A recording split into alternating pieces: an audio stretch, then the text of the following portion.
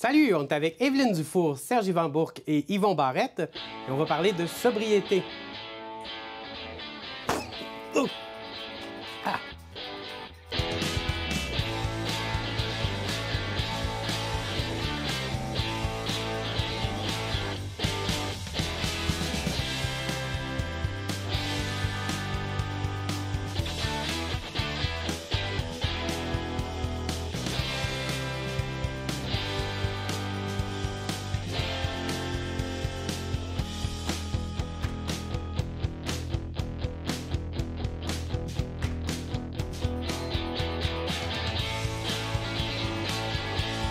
Je pense que c'est pas un secret, tout le monde le sait, j'ai une passion pour le vin et les alcools fins de toutes sortes. Mais j'ai tout de même eu une prise de conscience moi-même sur le fait que c'est pas nécessairement un jeu, l'alcool. C'est quand même assez dangereux. Et j'ai des amis avec moi qui vont justement nous partager leur expérience par rapport à l'alcool. Dis-moi un peu, quel est ton parcours et tes réalisations par rapport à ça? Bien, c'est assez complexe comme question, en fait, parce que c'est difficile de dire à quel moment l'alcool est devenu problématique dans ma vie. Puis je pense que c'est le cas aussi pour tout le monde qui a une relation problématique avec l'alcool. C'est de savoir à quel moment où c'était le fun, puis c'est devenu plus le fun ou vraiment abusif. Oui, bien justement, ça, c'est super. Je pense qu'il faudrait pas minimiser l'importance de ce que tu viens de dire, là. Ça a toujours été le fun. T'es comme sur le party, ça va bien, t'es en contrôle. Puis à un certain point, non, tu l'es plus. Et là, ce qui est difficile au départ, c'est que tu t'en rends pas compte, en fait. Toi, tu continues, c'est normal, mais t'as plus le contrôle sur ta consommation pour toutes sortes de raisons. Comment t'en es venu à t'en rendre compte? Bien, moi, je dirais que ma vingtaine, c'est là où j'étais plus sur le party, mais vraiment le party, c'est-à-dire un peu la vie de bar, tout. Puis c'était comme un peu normal aussi de faire la fête. Moi, je dirais que c'est vraiment au début de la trentaine où ma consommation est devenue problématique, quand tout le monde a eu des enfants, tout le monde s'est casé. Puis moi, bien, je voulais continuer à faire la fête. Puis bien, c'est là que j'ai commencé à boire plus toute seule à la maison. Je commençais à boire aussi pour gérer des choses que j'aimais pas dans ma vie. Au lieu d'y faire face, tu sais, je me suis mis à boire pour faire face à ma vie. Tu vis une pression, tu dis, ah, c'est pas grave, à soir, je vais sortir, à soir, je vais boire, ou genre carrément, genre, attends, je vais m'en déboucher une. Puis, t'avais-tu un alcool de prédilection? Ah, moi, c'est le vin. Le vino! Ah oui, oui, totalement. Okay. Oui, le vin rouge, c'est totalement ma drogue de choix. Okay. Moi, j'étais rendue une habituée de la SAQ. Je suis sûre qu'ils sont très déçus que j'ai arrêté de boire depuis un an. Je te dirais, par expérience, c'est encore drôle parce que pour avoir travaillé à la SAQ, effectivement, ça fait partie des choses dont on parle pas souvent. Les employés de la SAQ, on les voit. Des gens qui, justement, ont comme commencé une consommation toxique ou qui ont une relation toxique avec l'alcool. Puis c'est sûr qu'il y a, justement, Éducalcool qui est là pour aider, entre autres. Mais n'empêche, disons qu'on s'ennuie pas nécessairement des clients. Puis justement, c'est ça qui est drôle. Quand tu es dans cette expérience-là, tu t'en rends pas compte. Tu as l'impression même que tu vas voir des amis, tu sais, à SAQ. Tu dis, oh, je connais la caissière, puis tout ça. Oui. Mais dans les faits, ils sont pas si à l'aise que ça, non, effectivement, de servir ces gens-là. Toi, t'as pas arrêté de boire, par contre. Toi, tu consommes. Moi, je consomme, puis c'est drôle. J'ai jamais travaillé dans une SAQ, mais j'ai déjà été serveur dans un bar. Et c'est vrai que même si tu les vois qui ont un problème, c'est dur de leur en parler. Disons, un client qui a un problème d'alcool, de lui exposer, là, de lui refléter délicatement que ça se peut que... Il n'y a aucune bonne façon de le Non. faire, puis je suis d'accord, évidemment, pour avoir travaillé dans le milieu longtemps. Ça se dit juste pas. Il n'y aurait aucune façon que tu pourrais le dire, puis que la personne ferait « T'as bien raison, je vais arrêter ça. » C'est sûr que ça va mal passer. Ouais. C'est un peu dommage. Généralement, c'est comme un non-choix quand t'arrêtes. Dans le sens que c'est... Pour avoir servi beaucoup d'alcooliques dans une taverne, c'était la Taverne Jarry à Montréal, et c'était parce qu'ils ont une cirrhose du foie, ils pognent un cancer. Fait que là, c'est soit je continue l'alcool ou soit j'arrête. Soit que je choisis ma vie ou j'arrête. C'est tragique, puis c'est assez particulier de se rendre compte qu'on peut aller jusque-là dans sa consommation. Et c'est sournois, parce que la personne qui est en train de nous écouter a dit « Ben non, mais pas moi quand même. Mais oui, c'est moi, c'est toi, c'est tout le monde. C'est arrivé à quelqu'un de très, très proche pour toi. Hein? Moi, ça a été à la limite. J'ai commencé à boire à 16 ans, quand ma mère est décédée, alcoolique. Ça a été un drame dans ma vie, un très grand drame. Et puis moi, j'étais pensionnaire au séminaire de Québec. Je suis revenu à Alma pour les obsèques. Dès que j'ai commencé à boire, j'ai été tout de suite charmé par les effets de l'alcool.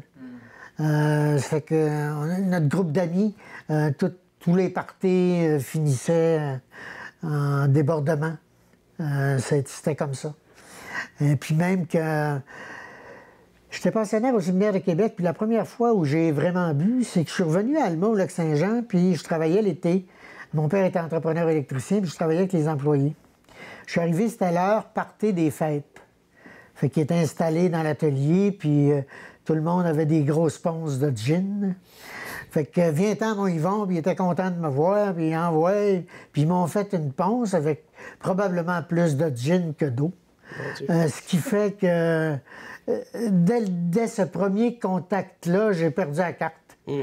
Tant et si bien que mon père me dit toi, tu feras jamais rien dans la vie. T'es comme ta mère. Fait que j'ai tout de suite senti que c'était un danger. Mais je pensais d'être en mesure de le contrôler parce que j'étais intelligent. J'étais supposé d'être intelligent. Ouais. Mais j'ai traîné ça jusqu'à 39 ans. OK. Puis à 39 ans, à un moment donné, quand j'ai décidé d'arrêter, c'était assez... La circonstance était assez étonnante. Je montais un spectacle de théâtre avec des gens du village à Saint-Léandre. On était à la salle des loisirs un samedi matin. À 9 h, c'était le début de la répétition. J'avais 17 acteurs de 70 ans à 5 ans. On écrivait la pièce. Puis j'avais tout le monde là. Puis quand ils sont arrivés à la répétition, j'étais après prendre une bière parce qu'il y avait un bar. Puis là, René, mon ami avec qui je suis propriétaire d'une série maintenant, était comédien dans la pièce. Puis il m'a regardé, il m'a dit « Yvon, si tu bois, on ne peut pas jouer. Tu nous aides à écrire la pièce, tu fais la mise en scène. » Fait que là, j'ai regardé les 17, puis j'ai dit merci René. Je vous promets que c'est la dernière fois que vous me voyez boire à une répétition. On joue la pièce dans 2 semaines. Puis je m'en vais à l'Escale, à Sainte-Anne-des-Monts. Puis je ne bois plus jamais de ma vie. L'Escale à Sainte-Anne-des-Monts qui était... C'est une maison comme Jean Lapointe. OK. Adjacente à l'hôpital de Sainte-Anne-des-Monts. Qu'est-ce qui arrive quand on débarque là? Ça m'intrigue. Ça fait peut-être peur même à certaines personnes qui se disent « Ah, je suis pas game. » Ça dépend dans quel... Si c'est le juge qui t'envoie, ou ta femme parce qu'elle menace de s'en aller, mais quand tu décides d'y aller, puis tu sais pourquoi tu y vas, puis j'ai été bien enligné pour aller à l'Escale. Un travailleur social de Matane m'a coaché avant que je m'en aille à l'Escale. Puis il m'a expliqué quelque chose de fondamental. Quand tu es alcoolique, et c'est ça pour tous les alcooliques, le foie ne filtre plus l'alcool. Et tout l'alcool que tu bois s'en va directement au cerveau. Puis tu perds le contrôle de ta vie, c'est inévitable. Tu vois, moi, j'ai 36 ans de sobriété, je commencerai à boire aujourd'hui, puis dans une semaine, j'ai perdu tout ce que j'avais acquis de confiance en moi et tout ça. Tu sais. C'est pas un jeu, la sobriété. C'est une décision. C'est une décision qui te ramène à choisir la vie au lieu de la mort, parce que l'alcool, pour un alcoolique, c'est fatal. Tu sais, il n'y a pas de sortie. J'aimerais que tu me parles de ton expérience, justement, vers la sobriété. Est-ce que tu as fait le même genre de démarche? Non, c'est ça. Moi, c'est tout à fait différent, mais je ne suis pas passée par un centre de désintoxication comme toi. Mais moi, mon cheminement a commencé par une thérapie personnelle. Puis je faisais tellement de l'évitement du problème que j'ai pas mentionné pendant 2 ans de temps à mon psy que j'avais un problème avec l'alcool. Puis là, à un moment donné, je me suis comme, ouais, tu sais, je bois peut-être un peu de façon excessive. Puis finalement, en observant ça avec lui, ça a pris du temps, mais j'ai fini par arrêter une première fois. J'ai arrêté 2 ans. Puis j'ai recommencé à boire.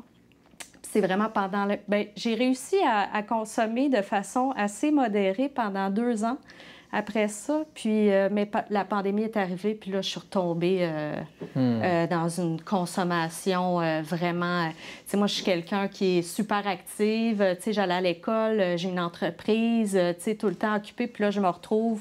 Tu sais, en 4 jours, je perds tous mes clients, j'ai plus d'école, tu sais. Puis je suis à la maison, puis la SAQ est ouverte. Fait que, tu sais, puis là, moi, je bois modérément pendant ce temps-là. Mais tu sais, après 2-3 semaines de confinement, moi, je me dis party. Party total, jour, soir, nuit, whatever. Je me suis vraiment remis à boire pendant plusieurs mois, là, ce qui m'a amené là, le 1er septembre 2020 à faire. Faut absolument OK, que fait que là, ça fait combien de temps que tu es sobre exactement? Ben, 1 an et 1 mois. Est-ce que tu le vis au quotidien comme quelque chose de quand même difficile? Comme justement, là, un peu comme un bon gâteau au chocolat. Là. Genre, moi, si j'étais ici sur un épisode d'Hôtel Central classique, on aurait un verre de vin rouge et tu le sais probablement qu'il serait probablement super intéressant, ce vin-là. Est-ce que tu aurais comme un appel? Est-ce que ça serait difficile? Est-ce que ça serait tentant?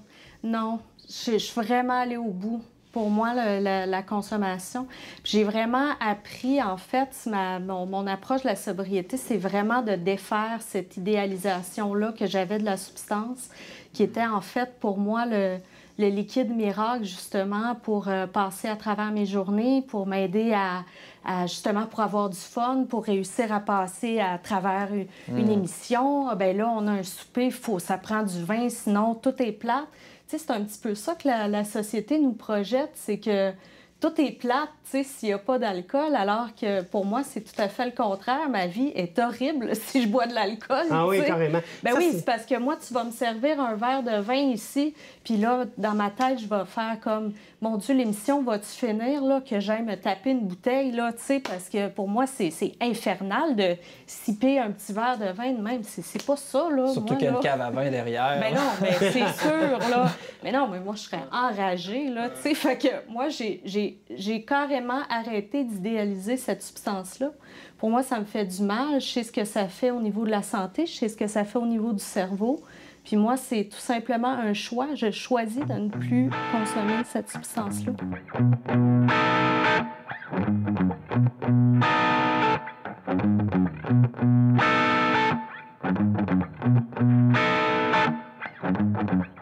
Moi, je suis sobre. 2 ans sobre, sauf le café, bien sûr.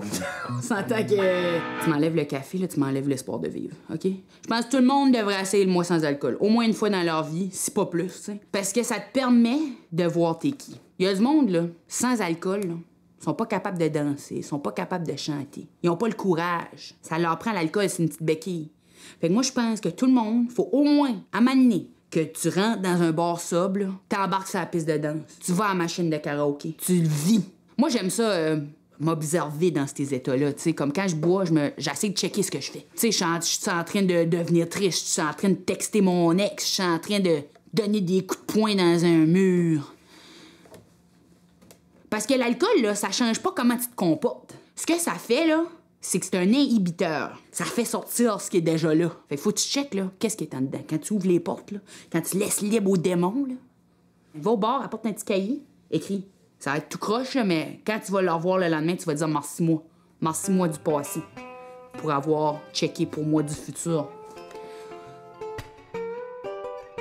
Je suis très intrigué par la locomotive de la consommation, c'est-à-dire, tu sais, tu dis, OK, je prends un verre d'alcool, là, tout de suite, tu vas dire, OK, ben là, l'émission finit-tu pour qu'on puisse aller prendre une bouteille. Donc, cet appel-là est très étrange. Tu as l'impression que ça vient comment ou d'où?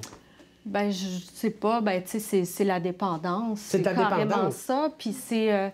tu sais, moi, je pense que le contrôle avec une substance comme ça... Tu sais, l'alcool, c'est une drogue. On oublie de dire ça dans notre société. C'est véhiculé comme si c'était une substance qui est banale. C'est très normalisé, banalisé, glamourisé même dans notre société. On peut pas écouter un téléroman sans que tout le monde sauve un verre de vin à chaque fois qu'ils rentrent chez eux. Fait que c'est tellement banalisé, mais on oublie que même les gens qui pensent l'avoir de contrôle, vous n'êtes pas à l'abri de perdre le contrôle à un moment donné. Fait qu'on l'a pas jamais vraiment, je pense, le contrôle. J'en suis un. Moi, en fait, puis ça me fait vraiment plaisir de participer à cette émission-là parce que je m'étais dit, bon, ben, je suis celui qui n'a pas de problème, mais à vous écouter, je me dis, je pense que j'en ai un problème, là, parce que, en fait, il y a comme une dépendance sournoise quand t'en as pas de problème. C'est que dans le fond, se déboucher une petite bière, même avec la SQDC, fumer un petit joint, là, ça devient comme bien toléré, puis c'est bien correct. Mais ce qui est sournois, c'est que, pourquoi je suis pas capable de pas la prendre si je l'ai? Si j'ai une bière dans le frigidaire, pourquoi elle resterait pas dans le frigidaire? Ah non, il faut que je la prenne. Mais là, j'ai pas de problème, fait qu'il va toujours avoir de la bière dans le frigidaire. Ah, puis la SQDC, j'ai mon petit joint de pote, il n'y a pas de problème. Mais à un moment donné, c'est est-ce que je le choisis vraiment ou c'est la substance qui me choisit? Fait que... Mais parle-moi donc justement du fameux mois sans alcool. Tu dis que tu as déjà tenté le coup. Premièrement, est-ce que tu as réussi? Oui. Est-ce que tu l'as fait à plusieurs reprises? Est-ce que c'est arrivé plus qu'une fois que tu essayes le mois sans alcool? Non, parce qu'avant, je trouvais ça un peu niaiseux de prendre un... Ah, OK, on va faire suivre un peu comme tout le monde. Okay. Mais il faut dire que moi, avant le mois sans alcool... Mon père, il est travailleur social en alcoolisme toxicomanie, retraité. L'Escale. Il connaît tous ces lieux-là. L'Arrimage aussi. Il est président du CA de l'Arrimage en ce moment. Des trucs qui viennent en aide aux alcooliques toxicomanes. Tu sais, moi, j'ai commencé à fumer des clopes à 10 ans. Mes parents s'étaient séparés, j'avais 7 ans. Fait que mon père, il fumait.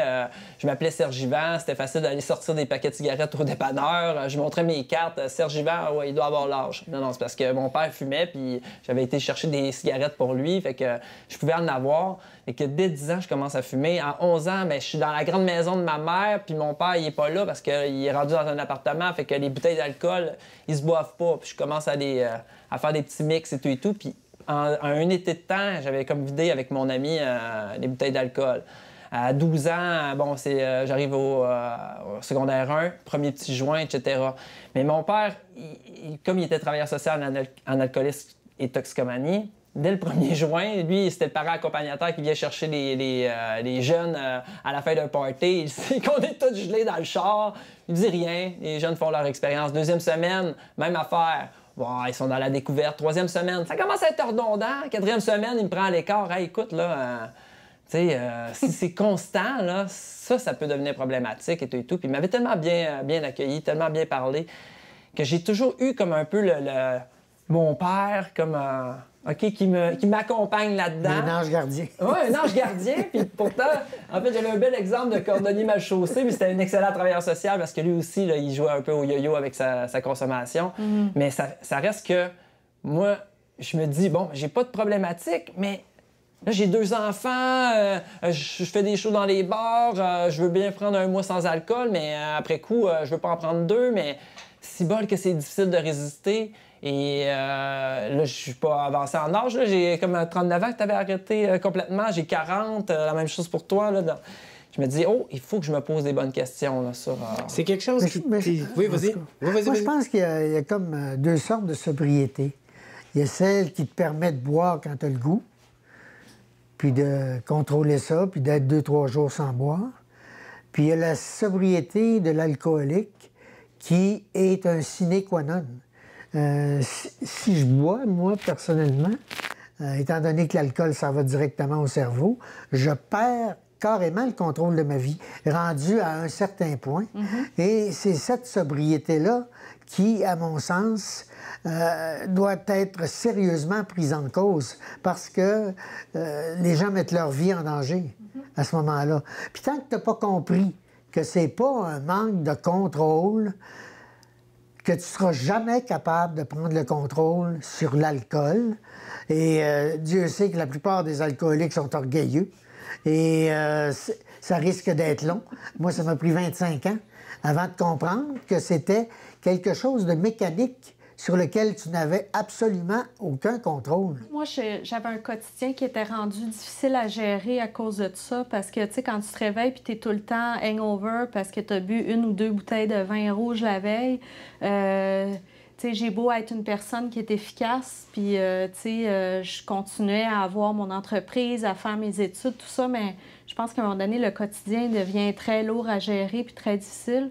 Puis je pense que aussi de pouvoir se projeter dans un futur qui est très noir aussi. Tu sais, moi, je savais que si je continuais, c'était quelque chose qui s'en allait vraiment, vraiment dans une mauvaise direction. Puis je pense que j'ai allumé là, à ce sujet-là là, à un moment donné. Puis je me suis dit, tu sais, c'est pas normal. Là. Tu sais, tu vas au resto, là, puis t'es comme, hey, là, le monde qui commande des bouteilles à 3 personnes. Là, voyons donc, là, faut que tu gères. Là, faut pas que tu boives trop vite parce que là, les gens vont peut-être se rendre compte. Tu sais, c'est constamment dans ta tête. C'est une gestion constante de OK, à quelle heure je finis de travailler, là? À quelle heure je vais aller à la SAQ? OK, combien de temps? Tu sais, ta vie est toute par rapport à l'alcool. Tu parlais de 2 sortes de sobriété, mais je trouve qu'on devrait encourager beaucoup plus cette forme de sobriété générale, qu'on n'est pas obligé d'avoir toujours un verre d'alcool quand hey, on va faire quelque chose ensemble, on va aller prendre un verre. Mm-hmm. Si c'est en avant-midi, ça va être un café, mais au-delà de ça, c'est un verre. Hein. S'il y a un événement social, il y a un souper, il y a de l'alcool, est-ce que tu dois te rendre absolument à la dernière des bouteilles qu'il y a dans ta maison ou comment ça fonctionne? Ben, pas nécessairement à la dernière bouteille de la maison parce que j'essaie de moins en avoir. Moi, je te trouvais très bonne d'avoir arrêté en pleine pandémie. Tu sais, t'as basculé dans la pandémie, mais t'as pu t'en sortir parce que justement... Parce que t'essayes de moins en avoir chez toi. Ouais. C'est ça qui te limite. Ouais. OK. non, mais c'est intéressant. C'est ça qu'on est en train de dire, justement. Tu sais, je prends un exemple.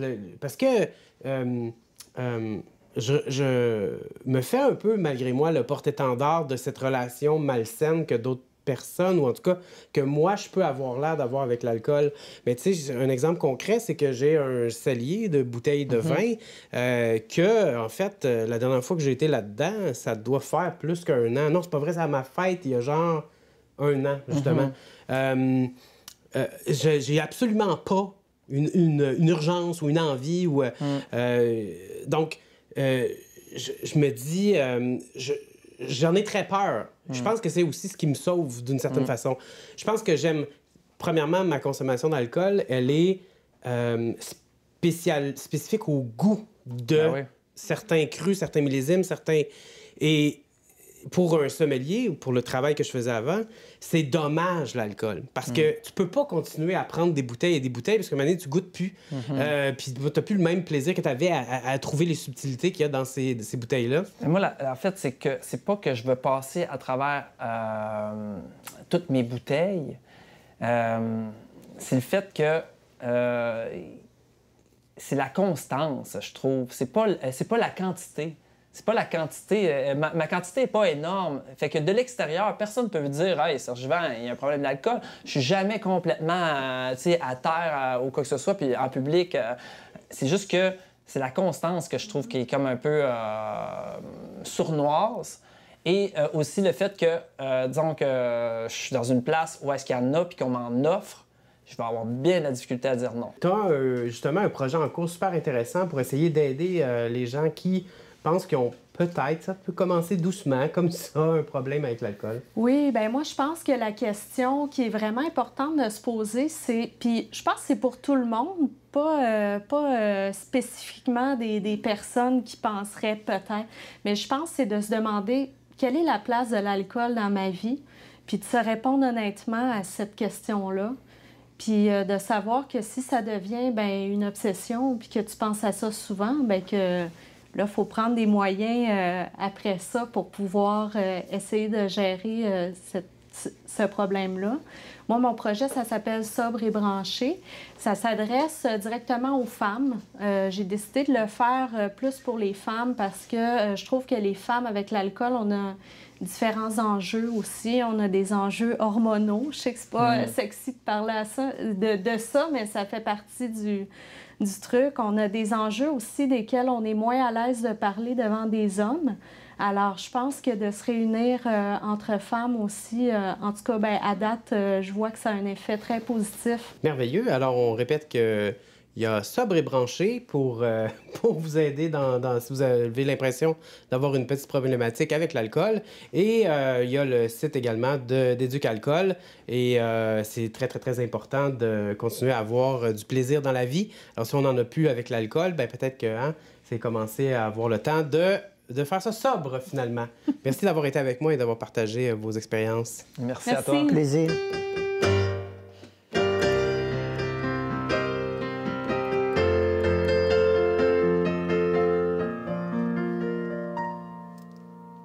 Que c'est beau. T'aimes le vin, t'aimes l'alcool une fois de temps en temps, un petit verre à la fin de la journée? Les gens disent ça de moi.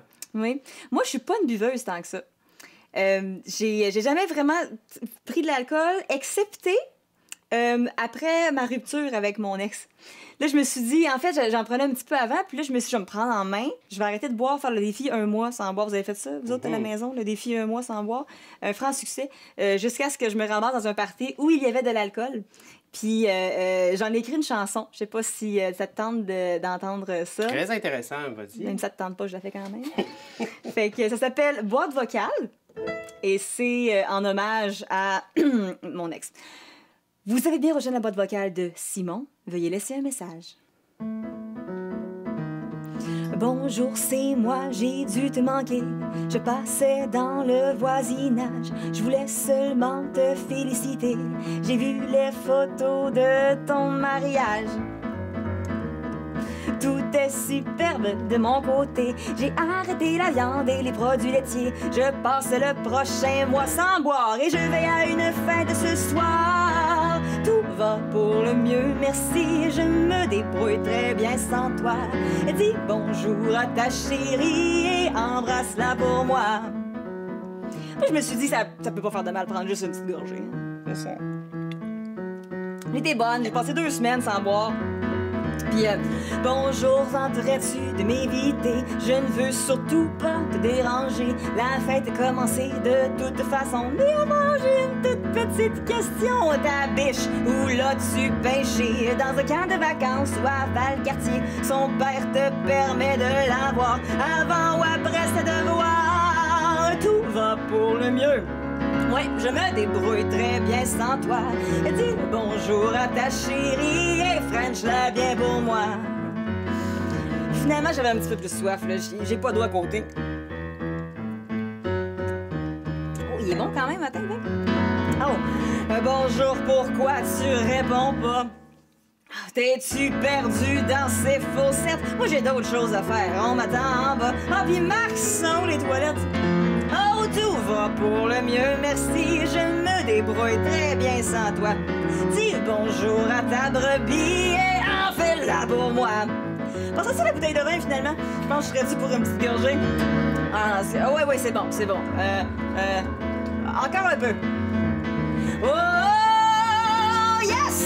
Salut, je suis sur la première nouvelle. Et j'ai pris 2 tasses de foie gras. Au moins, je vais pas te finir à la maternelle. Puis je fais pas de faute, 1 mot sur 3. Ta femme, elle sait-tu que l'an dernier, tu m'as trompé avec 3 gars? Je me sens tellement libérée, délivrée.